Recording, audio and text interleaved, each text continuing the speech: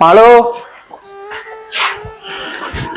മാളേ ആ ഇന്റർവ്യൂവിന് പോയാൽ വന്ന എങ്ങനെ ഉണ്ടായിട്ടെ ഇന്റർവ്യൂ? ഓ എനിക്ക് വലിയ പ്രതീക്ഷ ഒന്നുമില്ല. അതെന്താണ് അങ്ങനെ പറഞ്ഞത്? ഒരു ജാതക്കുള്ള ആളുണ്ടായിരുന്നു ഇന്റർവ്യൂവിന്.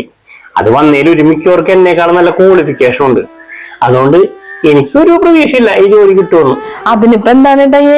ഏട്ടായിനേക്കാളും ക്വാളിഫിക്കേഷൻ ഒരു വന്നാൽ എന്താണ്? ഏട്ടായിക്ക് എക്സ്പീരിയൻസ് ഉണ്ടല്ലോ, അതുകൊണ്ട് എന്തായാലും കിട്ടും. കിട്ടും, നോക്കി നിന്നാ മതി. എന്റെ മാളു ഉള്ളത് പറയാലാ, എനിക്ക് മതിയായി ഈ ഇന്റർവ്യൂ എന്നും പറഞ്ഞ് നടന്നത്. ഇപ്പൊ എത്ര കമ്പനിയിൽ ഞാൻ പോയി, എവിടെ ഒന്നും നടക്കാൻ പോണില്ല. ഇത് എന്റെ ലാസ്റ്റത്തെ ഇന്റർവ്യൂ ആണ്ടാ. ഇനി ഒരു സ്ഥലത്ത് ഞാൻ പോകൂല.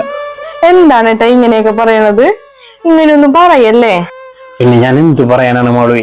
ഇപ്പൊ നിന്നെ ഞാൻ നല്ലോണം ബുദ്ധിമുട്ടിക്കേണ്ടത് എനിക്കറിയാം. 2-3 മാസമായിട്ട് നിന്റെ ശമ്പളത്തിലല്ലേ ഈ കുടുംബം കഴിയണത്. അതുകൊണ്ട് ഇനി ഓഫീസ് ജോലി ഒന്നും നോക്കുന്നത് കാര്യമില്ല.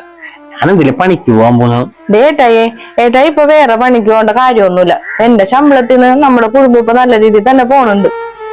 ഏട്ടായിക്ക് ഒരു ജോലി കിട്ടിക്കഴിഞ്ഞാല് ഇവിടുത്തെ എല്ലാ പ്രശ്നങ്ങളും തീരും. ഏട്ടായിയെ ഒന്നും കൂടി ശ്രമിക്കേ. ഏട്ടായി വർക്ക് ചെയ്ത അതേ ഫീൽഡിൽ തന്നെ ഏട്ടായിക്ക് നല്ലൊരു ജോലി കിട്ടും. ആ ഒരു പ്രതീക്ഷ എനിക്കുണ്ട്. പക്ഷേ എനിക്കിപ്പ ആ പ്രതീക്ഷയില്ല. എന്റെ എല്ലാ പ്രതീക്ഷയും പോയി.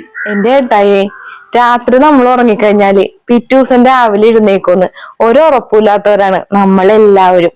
എന്നിട്ടും നമ്മള് അലാറം വെക്കാറില്ലേ രാവിലെ എഴുന്നേക്കാൻ വേണ്ടി? അതൊരു പ്രതീക്ഷയാണ്. അത് തന്നെയാണ് നമ്മുടെ ജീവിതവും.